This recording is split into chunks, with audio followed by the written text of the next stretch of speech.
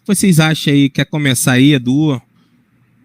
Não sei se Edu já conhecia, Edu parece que fez um comentário, fez uma pesquisa aí. Gostou dessa contratação? Esperava nomes assim mais conhecidos aí para o Vasco? Ou vale a pena apostar aí, pelo menos o atacante, o artilheiro aí do Campeonato Argentino, né? Pelo que parece.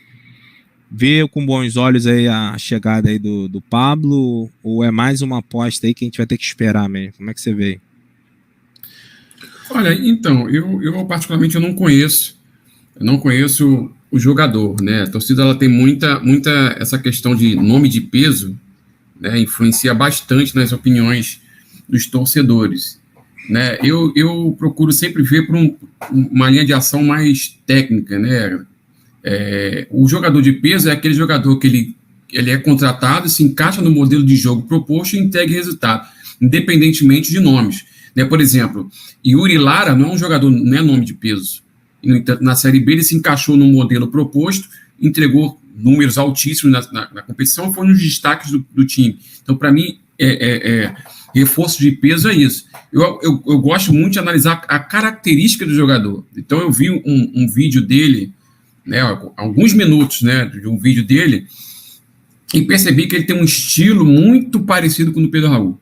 Muito parecido com o do Pedro Raul.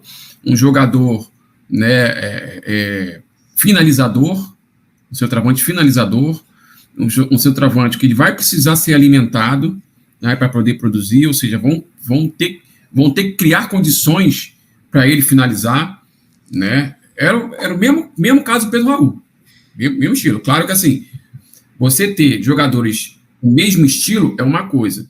Isso não significa que a qualidade técnica de um é igual a do outro. Não, você pode ter jogadores do mesmo estilo, mas a qualidade de um ser superior do outro. Enfim, o Pedro Raul, ele sofreu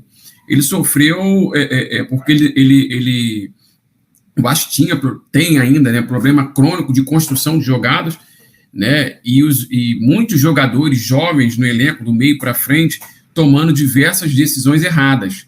E isso acaba impactando no rendimento coletivo e acaba impactando no jogador que precisa ser alimentado para poder produzir, né? Claro que o Pedro Raul ele teve as questões individuais, técnicas, né, de perder gol quando não deveria ter perdido, pênalti, enfim, isso influencia bastante também na questão do torcedor, mas o que eu vi nesse vídeo do jogador, claro, é muito pouco para fazer uma análise completa do jogador, eu vi ele com um perfil muito parecido com o Pedro Raul, um jogador grande, né, um jogador que não tem como característica jogar entre linhas, né, do adversário. Às vezes você sai daquele posicionamento entre os zagueiros, você vai jogar entre linhas para justamente você colocar dúvida na defesa do adversário, consequentemente abrir um espaço para quem vem de trás fazer infiltração. Eu não vi isso nesse vídeo específico, né? Eu vi muita questão de ele dar um toque, né? Ele receber a bola e dar um toque e gol. Edu, deixa eu te interromper rapidinho, só. Deixa eu fazer uma pergunta aqui. Você não acha que o nosso amigo Orediano seria o nosso 10? Você acha que ele conseguiria fazer a função de 10 desse time aí? Ele não tem característica de 10. Para alimentar o Veguete aí? Ele não tem essa característica de 10. Assim, por exemplo, o Orelhano, ele é um jogador que ele tem qualidade técnica.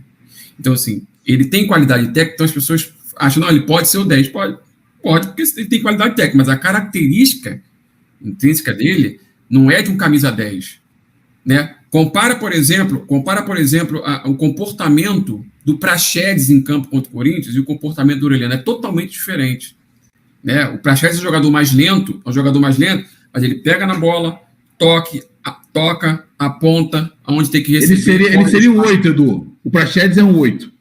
Isso, gira a bola de um lado para o outro, né? Ocupa o espaço vazio. Por exemplo, o Vasco tinha problemas, né, na construção de jogada pelo lado esquerdo, porque não se tinha uma aproximação de quem vem de trás. Então, geralmente, quando faz uma bola longa, ou então quando faz uma invertida, fica o Piton e o Peck, né, sempre em igualdade numérica ou inferioridade numérica. Então, se você não tem a capacidade do drible muito forte, né, a tendência é o jogador ou ele perder a bola, ou ele girar o corpo e tocar para trás, quando está em igualdade numérica ou inferioridade numérica. No jogo contra o Corinthians, a gente percebe claramente isso, né? Uma aproximação do Praxedes e, consequentemente, a jogada já saindo com mais facilidade. Mesmo que não seja pelo lado esquerdo, o Praxedes Ele tem essa capacidade de pegar a bola, não, se não dá aqui, gira, vou girar para o outro lado. Dá opção, né, Edu? Dá opção para receber. Ele dá opção, né? Diferente do lado direito, porque o Jair, ele chega mais à frente. Quando o Praxedes não estava, quem estava jogando é o Zé Gabriel. O Zé Gabriel não chega mais à frente, né? Já o Orelhano é aquele jogador que tem como característica carregar a bola, a jogada individual. Então, ele tem a capacidade do drible, tem a capacidade da movimentação sem a bola, né? Tu vê que ele pega na bola, ele faz a movimentação com o corpo sem a bola e tira o marcador da jogada, mas é um jogador de carregar bola, né? Então, carregar bola, jogando numa faixa central do campo, numa faixa que às vezes você não tem como carregar a bola porque o meio de campo está congestionado, então você vai ter que fazer essa bola girar de um lado para o outro, né? É uma característica que, pelo menos para mim, não me agrada a característica do Orelhano jogando nessa posição centralizada, e até o próprio jogador falou que não gosta de jogar nessa posição, que gosta de jogar lá na ponta direita, é onde ele se sente mais confortável, para driblar tanto para o meio quanto para o fundo. Aí cabe ao treinador buscar alternativas, no sentido de ele colocar o jogador na zona de conforto dele em condições de performar. Qual seria essa condição do Orelhano performar? É o Vasco fazer uma girada de bola rápida para colocar ele em igualdade numérica com o marcador.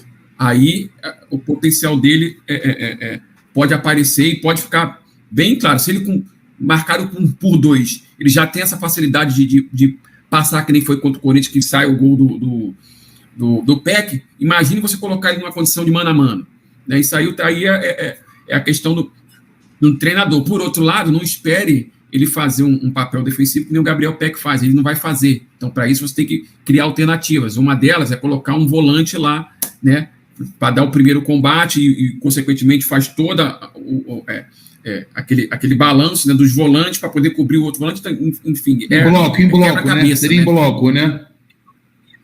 Isso. Mas esse jogador aí, foi como eu falei, é jogador de um toque só, pelo vídeo que eu vi, que não tem condições de fazer uma análise mais completa. É jogador de um toque só, um jogador que vai precisar ser alimentado, né? Claro que a gente já tem a experiência do Pedro Raul, né? Que a bola não estava chegando, muitas tomadas de decisão erradas, principalmente do Gabriel Peck, do Eric Marcos, que eu vi diversas vezes isso, né? E é claro que a bomba caiu para cima do Pedro Raul, mas diversas oportunidades. A bola, uma transição ofensiva longa, que era o que o Vasco priorizava, né? Aí lançava para o atacante lá de campo, o Pedro Raul corria, se posicionava e mostrava onde a bola tinha que vir, e o cruzamento vinha errado, né? E o cruzamento vinha errado e ele lamentava, e também quando vinha certo ele errava, enfim. Com esse jogador, o perfil é muito parecido. A bola, agora com o Praxedes, vai mudar ali as características do meio campo, né? Agora tem um ponto positivo nisso. É um jogador que, como foi artilheiro do Campeonato Argentino, então ele vem com uma confiança muito alta, né?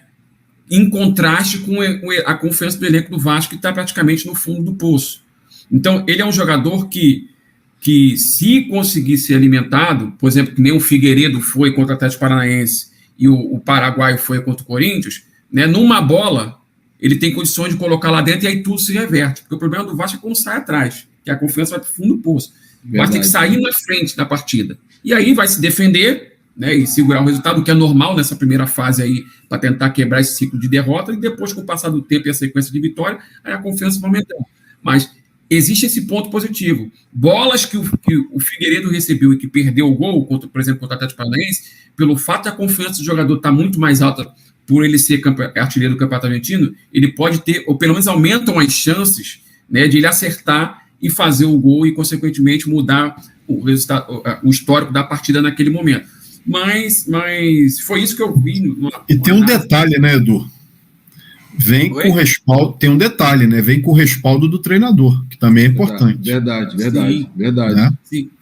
Sim. Agora, eu preferia ver um atacante que tivesse mais condições, né, de jogar sem a bola, principalmente movimentação entre as linhas do adversário, porque isso ajuda nas construções de jogada, né, que é justamente o defeito principal do Vasco no campeonato, na construção de jogadas, né? Agora, vamos ver no que vai dar.